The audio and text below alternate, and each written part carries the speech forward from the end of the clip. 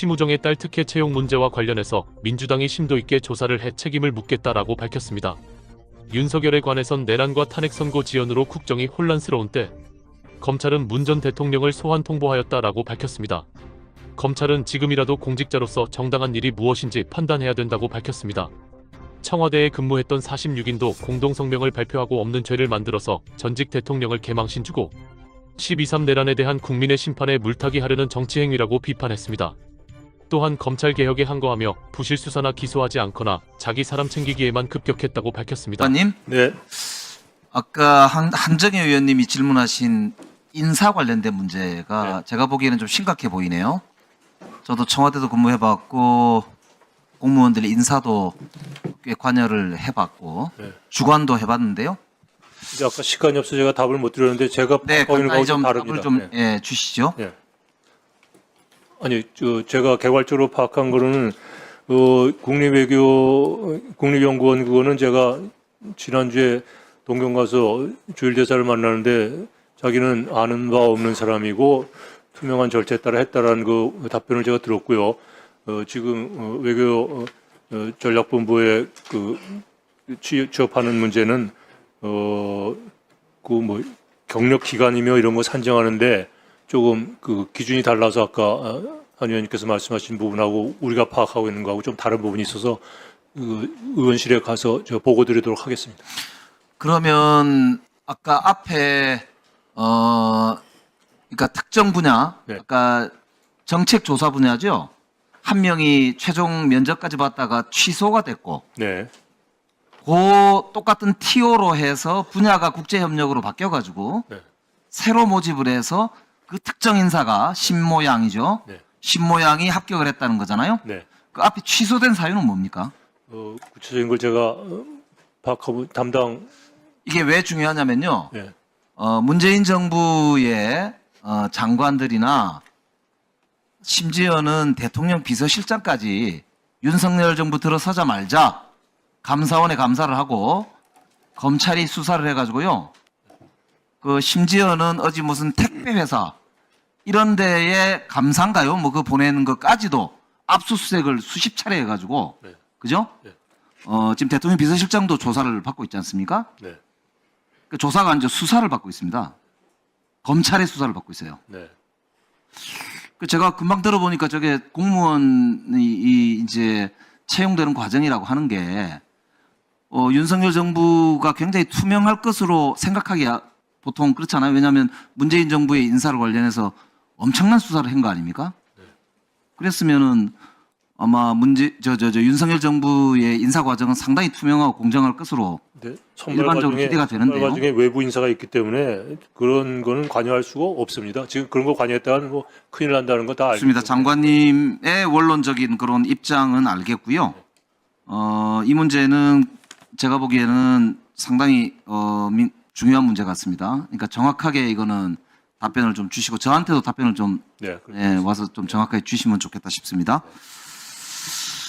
그리고 이제 오늘 민감 국가 관련해서 이제 계속 이야기가 많은데요. 이게 참 그 한미 동맹 역사에서 저는 정말 둘째가라면 서러운 외교 참사 같습니다. 주무부처가 어디입니까? 그 지금 범정부적으로 대처하고 있다는 말씀을 아까 범정부가 주무부처 이름입니까? 다 관련이 돼 있죠.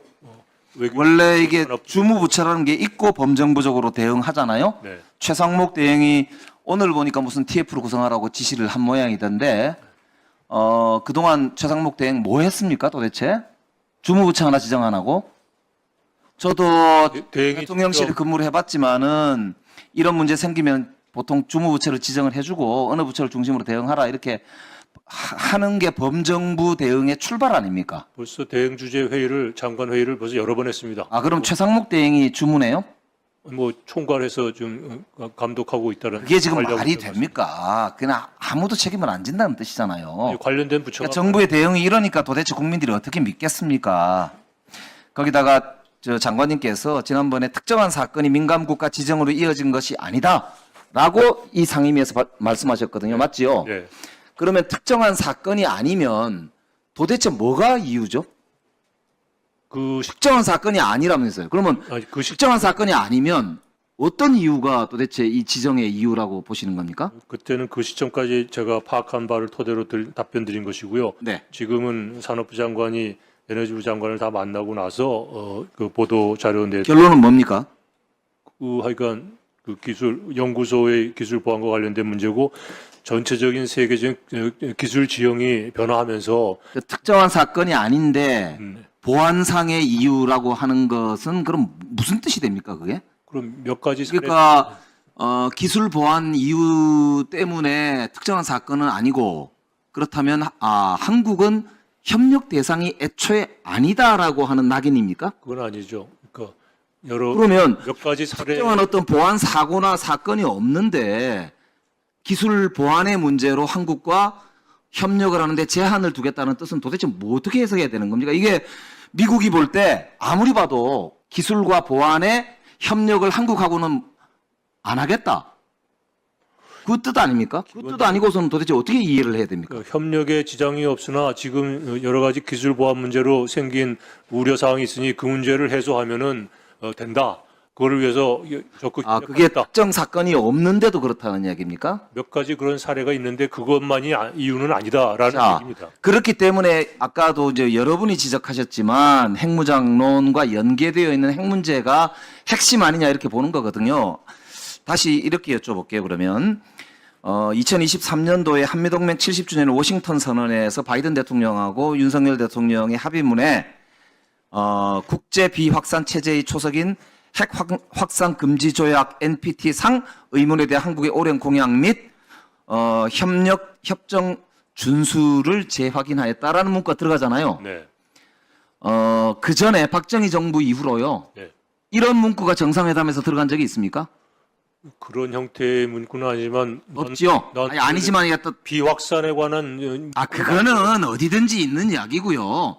NPT 체제를 네. 준수하겠다라고 하는 걸 정상회담에서 이렇게 명시적으로 딱 넣어서 선언해야 될 만큼의 그건 NPT 준수에 대한 여부, 준수하지 않을 수도 있다 한국이라고 하는 의문이 제기될 수 있는 그런 문구가 한미 정상회담에 문구로 포함된 적이 역대로 한 번이나 있느냐 이 말이에요. 없잖아요. 그러니까 그런 계기에 했죠. 한미 원자력 협정 개정할 때 그 협정에 NPT 준수 문의가 들어가 있고요. 한미 핵 협의 그룹을 만들 때 그러한 또 NPT 준수 의무를 확인할 필요가 있기 때문에 그런 문안이 들어간 것으로 저는 이해를 하고 있습니다. 윤석열, 김건희와 그 오른팔들까지 죗값을 치러야 한다는 것에 동의하신다면 구독과 좋아요로 표현해 주십시오. 정치반장이 여러분과 함께 싸우겠습니다. 외교부가 심우정 검찰총장의 딸을 채용하는 과정에서 특혜를 줬다는 의혹이 나오고 있습니다. 심 씨가 실무 경력 2년 이상이란 자격 조건을 제대로 갖췄는지가 쟁점인데 외교부가 심 씨의 대학생 인턴십부터 지도교수 사무실 일을 도운 연구보조원까지 모두 실무 경력으로 인정해 준 걸로 확인됐습니다. 최근에 있었던 중앙선거관리위원회 채용 비리 네. 워낙 기사가 크게 났으니까 그걸 다 아시죠? 중앙선거관리위원회. 예. 예. 누가 가장 화가 많이 났을까요? 국민들이. 네, 일자리를 찾는 청년들이 가장 아마 네. 많이 화가 났을 겁니다. 청년들이 지금 일자리를 못 찾아서 실업의 상태 또는 취업 준비 상태 또는 쉬고 있는 상태를 합하면 역대 최고 숫자 120만 명에 이릅니다. 엄청난 숫자죠. 그런데 수많은 이렇게 청년들이 그 중에서도 취업을 해보려고 하지만 뭐 끊임없는 좌절을 겪기도 합니다. 그런데 그러다 보니까 세상이 너무 가혹하다라는 생각을 많이 하죠. 그런데 이제 어떤 이에게는 이 세상이 그렇게 가혹하지 않습니다. 탄탄대로이기도 하고 모두가 자상하고 친절해서 그냥 앞길이 잘 열립니다. 이거는 해당되는 그 당사자가 현직 검찰총장의 자녀이기에 가능한 거 아니겠냐. 그리고 그 관련한 조력자로서 외교부와 국립외교원이 역할을 했다라고 하는 것에 대한 분개. 이 부분에 대해서 청년들이 저희 의원실로 전달하는 내용이다라고 하는 얘기를 드리면서 질의하겠습니다. 대개 채용을 할 때는 자격 요건이라고 하는 게 있습니다. 자격 요건이 미달됨에도 불구하고 국립외교원에 채용이 합격되는 케이스가 있었는데요. 신민경이라고 심우정 검찰총장 자녀입니다. 이다시 국립외교원은 연구원, 기간제 연구원, 다급에 해당되는 연구원을 채용을 하겠다는 공고를 냅니다. 그런데 여기 보면 자격 요건이 이렇습니다. 해당 분야의 석사학위 소지자 또는 학위를 소지한 경우, 학사학위를 소지한 경우에는 2년 이상 관련 분야 근무자. 관련 분야는 저렇습니다. 교육학, 인문학, 사회과학, 커뮤니케이션학. 이유가 해당되는 업무가 뭐냐 하면 주로 하는 것이 교육 운영 지원 또는 서포터즈 지원, 기타 행정 업무 지원이기 때문에 필요한 전공 분야가 교육학, 인문학, 사회과학 이런 데였습니다. 신민경은 전공이 아마 국제 협력 이런 걸로 알고 있습니다. 그리고 2024년 1월 현재 석사학위 소지자가 아니에요. 저기 보시면 다시 전으로 올라가 주세요. 전으로. 저 조회수 4,883이 외교부 사이트에서 조회한 숫자입니다. 국립외교원 사이트에 들어가면 1,162회의 조회 건수가 있습니다. 즉 다시 말해서 6,000명 정도 되는 청년들이 혹시 내가 대상이 되지 않을까? 라고 저걸 열었다가 나는 석사학위 소지자가 아니어서 또는 전공 분야가 그게 아니어서 포기한 사람이 많았겠죠. 그런데 신민경은 해당되지도 않는데 자격 요건 미달이면 대개 서류 심사에서 걸러져야 되는 거죠. 그런데도 통과가 됩니다. 만약에 신민경을 통과시켜주고 싶었으면 전공을 저렇게 하지 전공 불문을 하든지 또는 그게 아니면 아예 석사학위 취득 예정자까지를 포함하면 저게 얘기가 되죠. 그런데 제가 국립외교원에서 지금까지 몇 년도에 걸쳐서 공고를 낸 걸 봤는데 한 번도 이 내용이 바뀐 적이 없습니다. 졸업자, 학위를 가지고 있는 사람이거나 학사의 경우에는 해당 전공 분야에서 경력이 2년 이상 되는 사람을 찾았습니다. 그런데 어쨌든 채용이 됐어요. 전공이 맞지 않음에도. 정말 재밌는 게 공고에는 2024년 4월 1일부터 근무 예정이라고 되어 있는데 2024년 3월 29일부터 근무를 합니다. 3월 29일이 금요일이었습니다. 2024년이요? 네, 지난해 3월 29일. 원래는 4월 1일부터 근무, 그러니까 그 다음 달 월요일 4월 1일부터 근무 예정이라고 되어 있는데 3월 29일 금요일부터 근무합니다. 여기 월급 받아보신 분들 다 아실 거예요. 한 달에 며칠을 근무하면 급여가 어떻게 나오는지, 복지비는 한 달로 계산돼서 다 나온다는 걸 아마 아시죠. 어쨌든 이런 특혜를 받고 열심히 일을 했겠죠. 본인 전공 분야가 아니기 때문에 나중에 그 인터넷에 올린 걸 보면 인스타그램에 개 한 마리를 이렇게 그려놓고 개같이 힘들었지만 어쨌든 괜찮았었다. 아마 본인 전공이 아닌 부분에서 열심히 하려고 하니까 힘들었던 것 같습니다. 지난해 말에 11월 30일자로 어쨌든 그만두고 퇴직을 했습니다. 기간제가 다 돼서요. 그런데 올해 외교부에서 채용 공고를 냅니다. 공무직 근로자, 이거는 기간제가 아닙니다. 무기직이죠. 연구원 나급 채용 공고가 납니다. 두 직종인데요. 정책조사 파트 1명, 군사, 방산 부분 한 명씩인데 정책조사 파트는 경제 관련 석사학위 소지자로서 해당 분야의 실무 경력이 2년 이상인 자로 나왔습니다. 조회수 보십시오. 7,177입니다. 7,177. 자, 그런데 그 다음에 정책조사 관련해서 채용 면접까지 봤던 최종 1인을 불합격 처리를 합니다. 당연히 경제 관련 석사학위 소지자이고 영어로 쓰기 말하기 능통자가 최종 면접까지를 봤겠죠. 그런데 불합격 처리가 됩니다. 이상합니다. 그리고 재공고가 납니다. 외교부에서 2월 5일자로. 재공고가 나는데 조회수 보십시오. 거의 6,000건에 달합니다. 정책조사 파트 1명을 다시 하는데 분야가 바뀌었습니다. 경제 분야가 아니라 국제정치 분야로 바뀝니다. 제가 말씀드렸죠. 신민경은 국제협력 쪽을 전공한 것 같다고.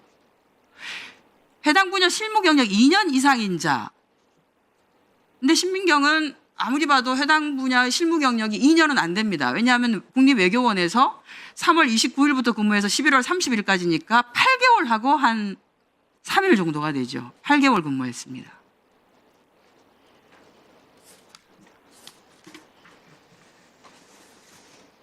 그러면 경력 8개월로 경력 미달인 사람은 원래는 서류 전형 대상도 될 수가 없죠. 아까 거기 봤었던 6천 명에 해당되는 사람들은 내가 국제정치 분야가 아니어서 또는 석사학위 소지자이긴 하지만 해당 분야의 실무 경력이 2년이 아니어서 여기에 아마 어플라이를 하지 못했을 겁니다. 아니요, 할 생각을 안 했을 겁니다. 그리고 해당 분야의 실무 경력도 아니에요. 국립외교원에서 했던 거는 교육 지원, 교육 운영 지원 업무. 저는 이래서는 안 된다고 생각합니다.